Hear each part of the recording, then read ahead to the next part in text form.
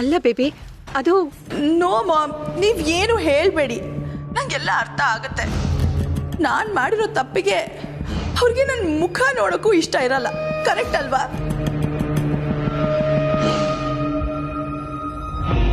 Baby, ಏನೇನು ಯೋಚನೆ ಮಾಡಬೇಡ ನೀನು.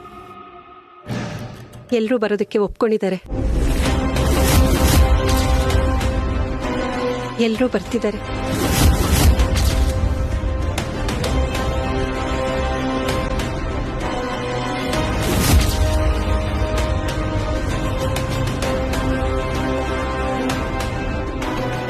ಮಾಮ್, ನೀವು ನಿಜ ಹೇಳ್ತಾ ಇದ್ದೀರಾ? ಹೌದು ಬೇಬಿ, ನಾವು ಹೊರಟಿದ್ದೀವಿ.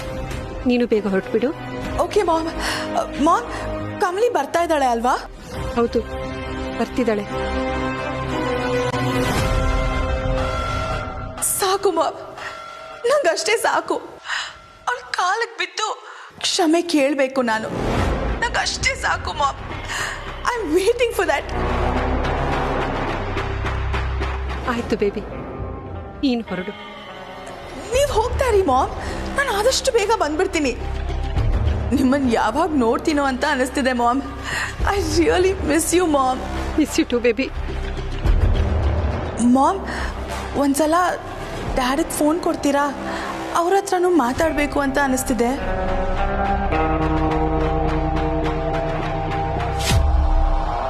ಮಾತಾಡು ಬೇಬಿ. ಡ್ಯಾಡಿ ಇಲ್ಲೇ ಕೂತಿದ್ದಾರೆ. ಸ್ಪೀಕರ್ ಆನ್ ಮಾಡಿದ್ದೀನಿ, ಎಲ್ರಿಗೂ ಕೇಳಿಸುತ್ತೆ.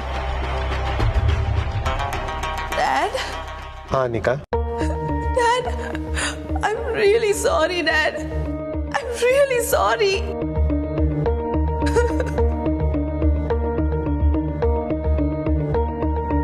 ಅಳ್ಬೇಡ ಅನಿಕಾ. ಅಳ್ದೆ ಹೇಗಿರ್ಲಿ ಡ್ಯಾಡ್? ನಾನು ನಿಮ್ ಎಲ್ರಿಗೂ ಅಷ್ಟು ಕಷ್ಟ ಕೊಟ್ಟಿದ್ದೀನಿ. ನಾನು ನಿನಗೆ ಸಾರಿ ಹೇಳಲೇಬೇಕು ಡ್ಯಾಡ್. ಬಟ್ ನಾನು ಮಾಡಿರೋ ತಪ್ಪು ಅಷ್ಟು ದೊಡ್ಡದಾಗಿರೋದ್ರಿಂದ ನಿಮ್ ಮುಂದೆ ನಿಂತ್ಕೊಂಡು ಸಾರಿ ಕೇಳೋಕ್ಕೂ ಧೈರ್ಯ ಇಲ್ಲ dad. I am really sorry. Please forgive me dad. I am so sorry dad. ನನ್ನಿಂದ ಮಾತಾಡಕ್ಕೂ ಆಗ್ತಿಲ್ಲ. I am sorry.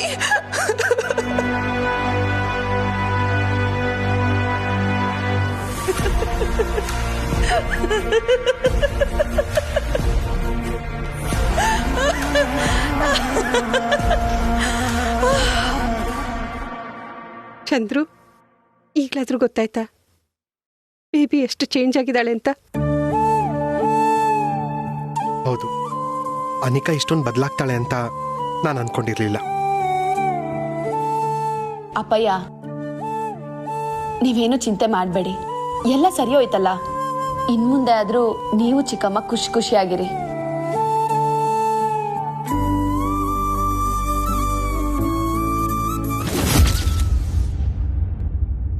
ಅನ್ಬಿಲೀವಬಲ್.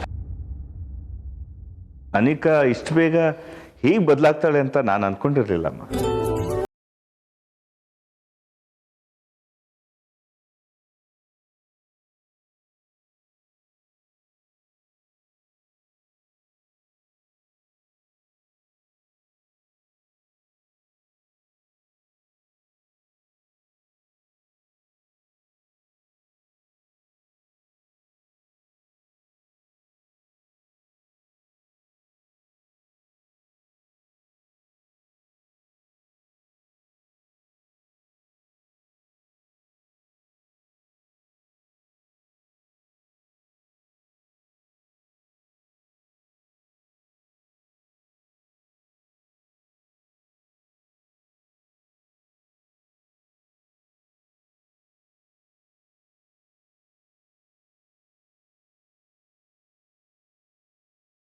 ಸುಮ್ಮನೆ ಏನೋ ಥಿಂಕ್ ಮಾಡ್ತಾ ಇದ್ದೆ.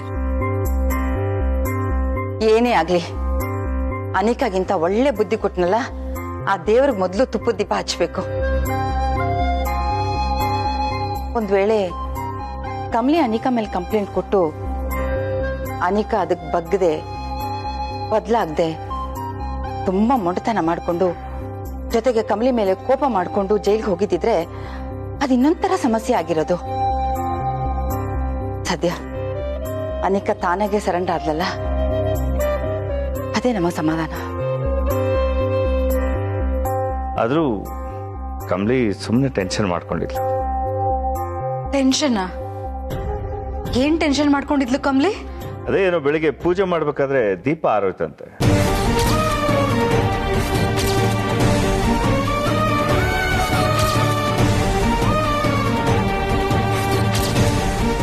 ಫ್ಯಾನು ಹಾಕಿರಲಿಲ್ಲ, ಕಿಟಕಿನೂ ತೆಗ್ದಿರ್ಲಿಲ್ಲ, ಆದರೂ ಆರೋಯ್ತು, ಯಾಕೋ ಗೊತ್ತಾಗ್ಲಿಲ್ಲ ಅಂತ ಟೆನ್ಷನ್ ಮಾಡ್ಕೋತಾ ಇದ್ಲು.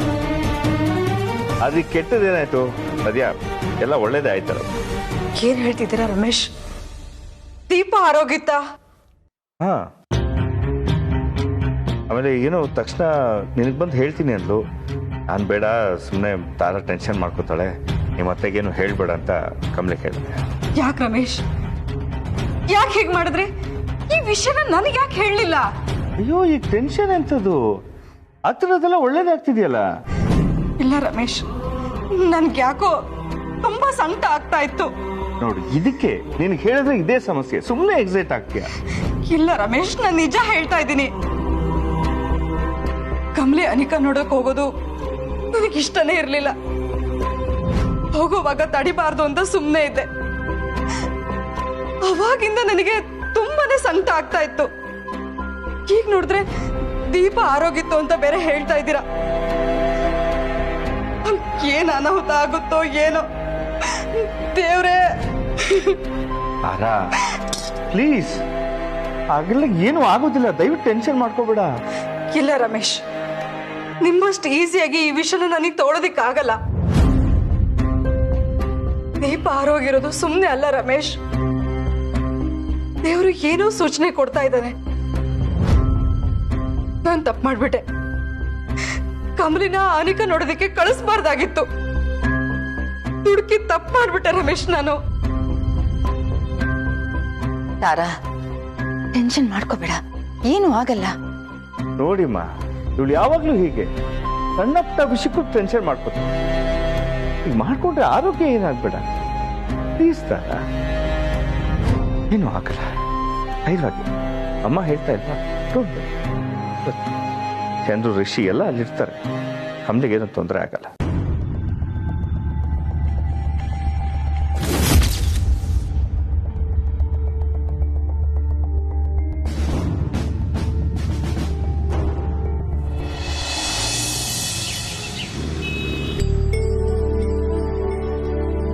ಚಂದ್ರು, ಈ ಹಾಸ್ಪಿಟಲ್ ನೆನಪಿದೆ ನಿಮ್ಗೆ? ಗೊತ್ತು ಊರ್ಮಿಳಾ, ನಮ್ಮ ಅನಿಕಾ ಹುಟ್ಟಿದ ಹಾಸ್ಪಿಟಲ್. ಹೌದು ಚಂದ್ರು, ಅವಳು ಹುಟ್ಟಿದ್ದು ಕರೆಕ್ಟಾಗಿ ಬೆಳಿಗ್ಗೆ 10:35ಗೆ. ಮುಂಚಿನ ದಿನನೇ ನೀವು ನನ್ನನ್ನು ಇಲ್ಲಿಗೆ ಅಡ್ಮಿಟ್ ಮಾಡಿದ್ರಿ. ಮರುದಿನ ನೋವು ಬಂತು. ನೀವೆಲ್ಲರೂ ತುಂಬಾ ಟೆನ್ಷನಲ್ಲಿದ್ರಿ. ನೀವು ಆಚೆ ಓಡಾಡ್ತಿದ್ರಿ. ಮಾಮ್, ಅತ್ತೆ ಎಲ್ಲರೂ ಇದ್ರು. 10:35 ಕರೆಕ್ಟಾಗಿ ಡಾಕ್ಟರ್ ಬಂದು ನಿಮ್ಗೆ ಹೆಣ್ಮಗು ಆಯ್ತು ಅಂತ ಮಗುನ ಕೈ ಕೊಟ್ರು. ಅಂದ್ರು ಎಲ್ಲರೂ ಟೆನ್ಷನ್ ಅಲ್ಲಿ ಇದ್ರಿ ಅನ್ಸುತ್ತೆ.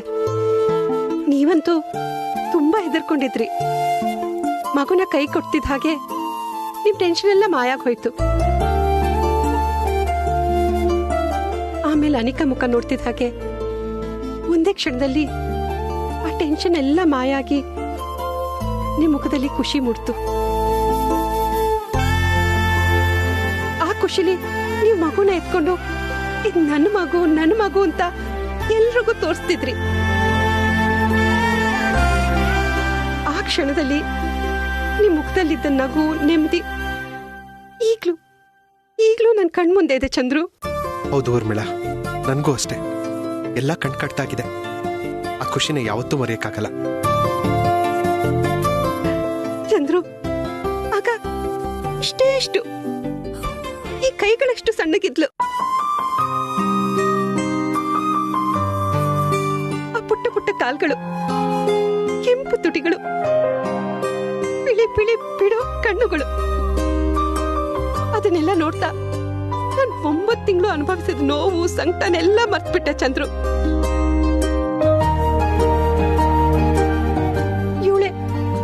ಇವಳೇ ನನ್ ಜೀವ ಅಂತ ಅನ್ಕೊಂಡ್ಬಿಟ್ಟೆ. ಆದ್ರೆ ಇವತ್ತು ಅವಳ ಜೀವನ ನನ್ನ ಕಣ್ ಮುಂದೆನೆ ಹಾಳಾಗ್ತಿರೋದನ್ನ ನೋಡಿ ನನಗೆ ಸಂಕಟ ತಡೆಯೋಕ್ಕಾಗ್ತಿಲ್ಲ ಚಂದ್ರು. ಉರ್ಮಿಳಾ, ಎಮೋಷನಲ್ ಆಗ್ಬೇಡ, ರಿಲ್ಯಾಕ್ಸ್. ಚಿಕ್ಕಮ್ಮ ಅಳ್ಬೇಡಿ, ಸಮಾಧಾನ ಮಾಡ್ಕೊಳ್ಳಿ. ಅಳ್ದೆ ಹೇಗಿರ್ಲಿ ಕಮಲಿ, ನನ್ಗೆ ನನ್ ಮಗಳೇ ಪ್ರಪಂಚ. ಅವಳು ಇನ್ಮುಂದೆ ನಮ್ ಜೊತೆಗಿರಲ್ಲ. 4 ಗೋಡೆ ಮಧ್ಯೆ ಜೈಲಲ್ಲಿ ಕಾಲ ಕಳಿಬೇಕು ಅನ್ನೋದಿಲ್ಲ ನಾನಿಂದ ನೆನ್ಸ್ಕೊಳಕ್ಕೆ ಆಗ್ತಿಲ್ಲ. ಅವಳನ್ ಬಿಟ್ರೆ ನಮ್ಗೆ ಯಾರಿದ್ದಾರೆ? ಯಾಕೆ ಉರ್ಮಿಳಾ ಹಾಗೆ ಹೇಳ್ತೀಯಾ? ನಾನು ಇದೀನಲ್ಲ.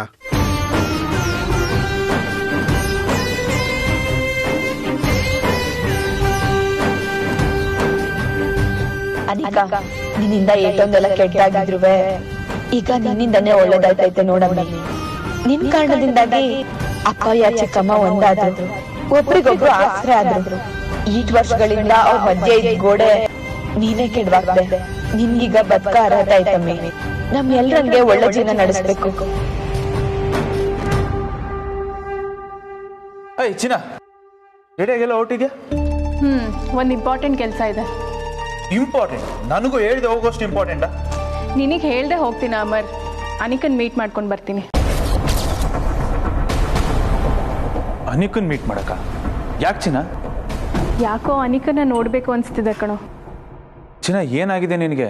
ಬೆಳಗಿಂದ ಬರೀ ಅವಳ ಬಗ್ಗೆನೇ ಚಿಂತೆ ಮಾಡ್ತಿದ್ಯಲ್ಲ, ಯಾಕೆ? ಅಮರ್, ನಾನು, ರಿಷಿ ಅಣ್ಣ, ಅನಿಕಾ ಚಿಕ್ಕ ವಯಸ್ಸಿಂದ ಒಟ್ಟಿಗೆ ಬೆಳೆದವರು.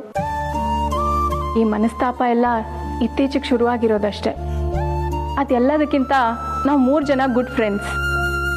ಅನಿಕಾ ಹೊರಗಡೆಯಿಂದ ನೋಡೋಕ್ಕೆ ತುಂಬ ರೂಡ್ ಆ್ಯಂಡ್ ಆ್ಯರೋಗೆಂಟ್ ಅಂತ ಅನಿಸ್ಬೋದು, ಆದರೆ ಅವಳು ತುಂಬಾ ಎಮೋಷ್ನಲ್ ಕಣೋ.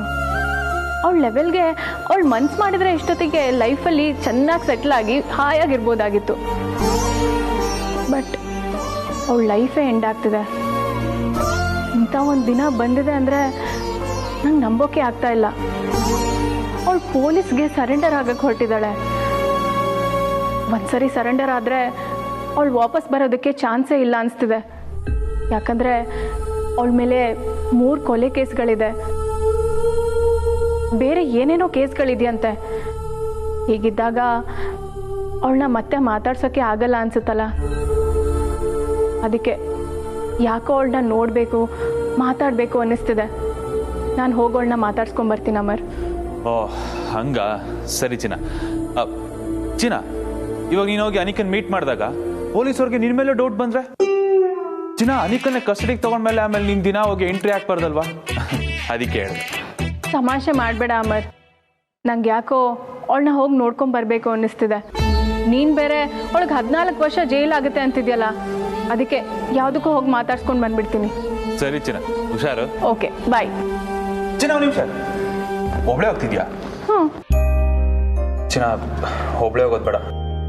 ನೀನು ಒಬ್ಳೆ ಹೋಗೋದು ಸೇಫ್ ಅಲ್ಲ. ನಾನು ನಿನ್ನ ಜೊತೆಗೆ ಬರ್ತೀನಿ.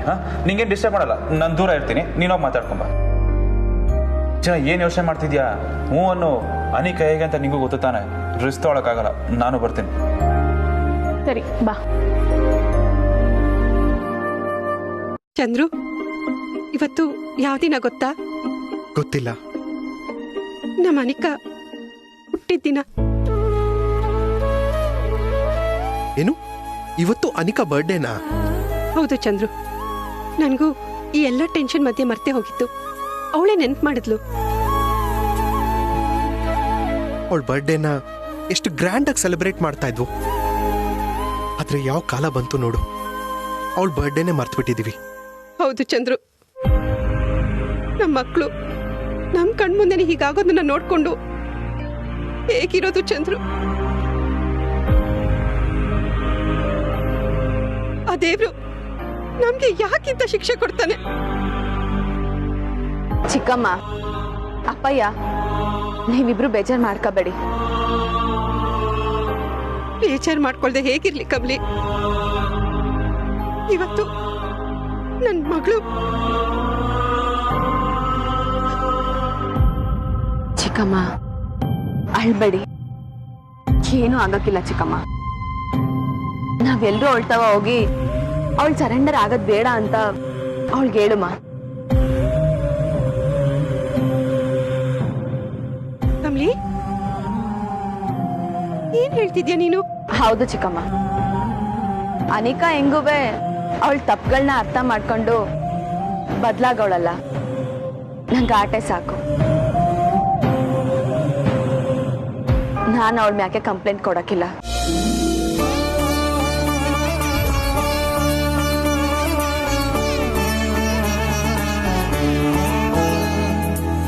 ಅದಕ್ಕೆ ಈಗ ಅವಳು ಎಲ್ಲೂ ಹೋಗೋದ್ ಬೇಡ. ಬನ್ನಿ ತಡಿಯುಮ್ಮ. ಕಮಲಿ, ಏನಮ್ಮ ಹೇಳ್ತಾ ಇದೀಯಾ ನೀನು? ಹೌದು ಅಪ್ಪಯ್ಯ, ನಾನು ಈಗಾಗ್ಲೇ ನಿರ್ಧಾರ ಮಾಡಾಗೈತೆ. ಅವಳು ಬದ್ಲಾಗವಳೆ ಅಂದ್ರೆ ಅವಳಿಗೂ ನಮ್ ತರನೇ ಬದುಕೋ ಅರ್ಹತೆ ಐತೆ ಅಲ್ವಾ? ಜೈಲ್ ಸೇರಿ ಅವಳ ಬದುಕ್ನ ಕತ್ಲೆ ಮಾಡ್ಕೊಳ್ಳೋದ್ ಬೇಡ. ಕಮಲಿ, ಕಮಲಿ, ಏನ್ ಹೇಳ್ತಿದ್ಯಾ ನೀನು? ಅಂದ್ರೆ ನಿಂಗೆ ಬೇಬಿ ಮೇಲೆ ಸಿಟ್ಟಿಲ್ವಾ? ನೀನು ಕಂಪ್ಲೇಂಟ್ ಕೊಡಲ್ವಾ? ಇಲ್ಲ ಚಿಕ್ಕಮ್ಮ, ನಾನ್ ಕಂಪ್ಲೇಂಟ್ ಕೊಡಕ್ಕಿಲ್ಲ. ನೀವ್ ನನ್ ಬಂದು ಅವಳು ಸರೆಂಡರ್ ಆಗ್ತಾವಳೆ ಅಂತ ಹೇಳಕ್ ಮುಂಚೆನೆ ನಾನಿದನ್ನ ನಿರ್ಧಾರ ಮಾಡ್ಕೊಂಡಿದ್ದೆ. ಅದನ್ನ ಎಲ್ರು ಹೇಳ್ಬೇಕು ಅನ್ನೋಷ್ಟ್ರಾಗೆ ನೀವು ಬಂದು ವಿಷಯ ಹೇಳಿದ್ರಿ. ಅವಳನ್ನ ಕ್ಷಮಿಸ್ಬಿಡೋಣ ಅಂತ ನಾನು ಆಗ್ಲೇ ಡಿಸೈಡ್ ಮಾಡಿದ್ದೆ. ಅದನ್ನ ಅವಳ್ತವನು ಹೇಳ್ದೆ, ಆದ್ರೆ ಅವಳೇ ನನ್ನ ಮಾತು ಕೇಳಲಿಲ್ಲ. ನನಗೆ ಯಾಕೋ ಮನ್ಸು ಒಪ್ತಿಲ್ಲ ಚಿಕ್ಕಮ್ಮ. ನಾವೇ ಅವಳ್ತವ ಹೋಗಿ ಅವಳನ್ನ ಕನ್ವಿನ್ಸ್ ಮಾಡಮ್ಮ.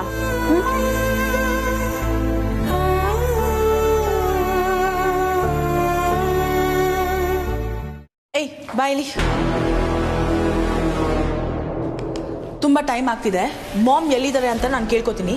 ಬಾಂಬ್ ಬ್ಲಾಸ್ಟ್ ಮಾಡಕ್ಕೆ ರೆಡಿ ಆಗಿರೋ. Okay okay madam.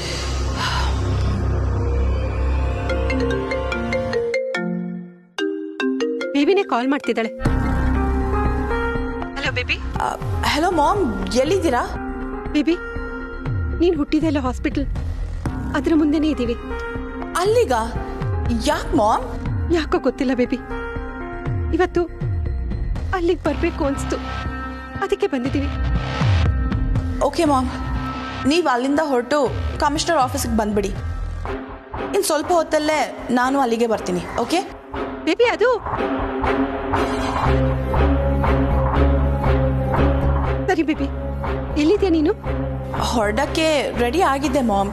ಇವತ್ತು ನನ್ನ ಬರ್ತ್ಡೇ ಅಲ್ವಾ, ಸೊ ಸ್ವಲ್ಪ ಫ್ರೆಂಡ್ಸ್ ಎಲ್ಲ ಕಾಲ್ ಮಾಡ್ತಿದ್ರು, ಅದಕ್ಕೆ ಡಿಲೇ ಆಯಿತು. ಇನ್ನು ಸ್ವಲ್ಪ ಹೊತ್ತಲ್ಲಿ ಹೊರಡ್ತೀನಿ ಮಾಮ್. ಸರಿ.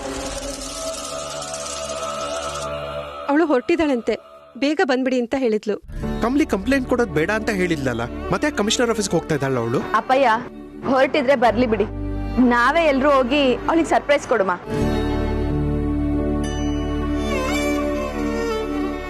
ಹೇ, ಬೇಗ ಆ ನಂಬರ್ಗೆ ಡೈಲ್ ಮಾಡು. ಆದಷ್ಟು ಬೇಗ ಅವ್ರ ಕಥೆನ ಮುಗಿಸ್ಬೇಕು, ಇಲ್ಲಾಂದ್ರೆ ನನ್ನ ಲೈಫೇ ಹೋಗುತ್ತೆ. ಕಮಾನ್. Okay madam. ಮೇಡಮ್, ನಿಮ್ಮ ಮನೆಯವ್ರು ಎಲ್ಲಿದ್ದಾರೆ ಮೇಡಮ್? ಇಲ್ಲೇ ಸಿಟಿಯಲ್ಲಿ ನಾನು ಹುಟ್ಟಿದ ಹಾಸ್ಪಿಟಲ್ ಹತ್ರ ಇದ್ದಾರೆ. Madam, hospital ಹತ್ರನಾ? ಮೇಡಮ್, ಸಿಟಿಲಿ ಎಲ್ಲ ಕಡೆ ಜನ ಇರ್ತಾರೆ, ಬೇಡ ಮೇಡಮ್. ವಾಟ್? ವೈ? ಮೇಡಮ್, ನಾವು ಸಾಯಿಸ್ಬೇಕು ಅನ್ಕೊಂಡಿರೋದು ನಿಮ್ಮನೆಯವ್ರನ್ನ ಮಾತ್ರ. ಬೇರೆ ಅಕ್ಕಪಕ್ಕದ ಜನಗಳಿಗೆ ಏನಾದರೂ ತೊಂದರೆ ಆದರೆ ನಿಮಗೆ ಕಷ್ಟ ಆಗುತ್ತೆ ಮೇಡಮ್. ನೋಡಿ ಮೇಡಮ್, ಆ ರೀತಿ ಏನಾದರೂ ಆದರೆ ನೀವು ಫಾರಿನ್ಗೆ ಹೋಗೋ ಆಸೆ ಬಿಟ್ಬಿಟ್ಟು ಜೈಲಲ್ಲಿ ಕಂಬಿ ಎಣಿಸ್ತಾ ಮುದ್ದೆ ಮುರಿತಾ ಕುತ್ಕೋಬೇಕಾಗುತ್ತೆ. ಓ ಮೈ ಗಾಡ್, ನೋ, ಅದೆಲ್ಲ ಆಗೋದು ಬೇಡ. ಸದ್ಯಕ್ಕೆ ನಾವು ಟಾರ್ಗೆಟ್ ಮಾಡಿರೋರು ಮಾತ್ರ ಸಾಯಬೇಕು. ಬ್ಯಾಂಗ್ಳೂರಲ್ಲಿ ಜನ ಇಲ್ಲದೆ ಇರೋ ಜಾಗ ಯಾವುದಿದೆ? ಓ ಗಾಡ್, ಅವ್ರು ಏನಾದರೂ ಕಮಿಷನರ್ ಆಫೀಸ್ ಹತ್ರ ಹೋಗಿ ಬ್ಲಾಸ್ಟ್ ಆಗೋದ್ರೆ ತುಂಬ ರಿಸ್ಕ್ ಆಗುತ್ತೆ. ಸೊ ಅಲ್ಲಿ ರೀಚ್ ಆಗೋಕೆ ಮುಂಚೆ ಅವ್ರು ಎಲ್ಲರೂ ಪ್ರಾಣ ಹೋಗಿರಬೇಕು. ಮೇಡಮ್, ಒಂದು ಕೆಲಸ ಮಾಡೋಣ, ಅವರನ್ನ ಜನ ಇಲ್ದಿರೋ ಜಾಗಕ್ಕೆ ಕರ್ಸ್ಕೋಬೇಕು. ಜನ ಇಲ್ದಿರೋ ಜಾಗಕ್ಕೆ ಕರ್ಸೋಂಥ ಜಾಗ ಯಾವುದಿದೆ ನೆನಪು ಮಾಡ್ಕೊಳ್ಳಿ.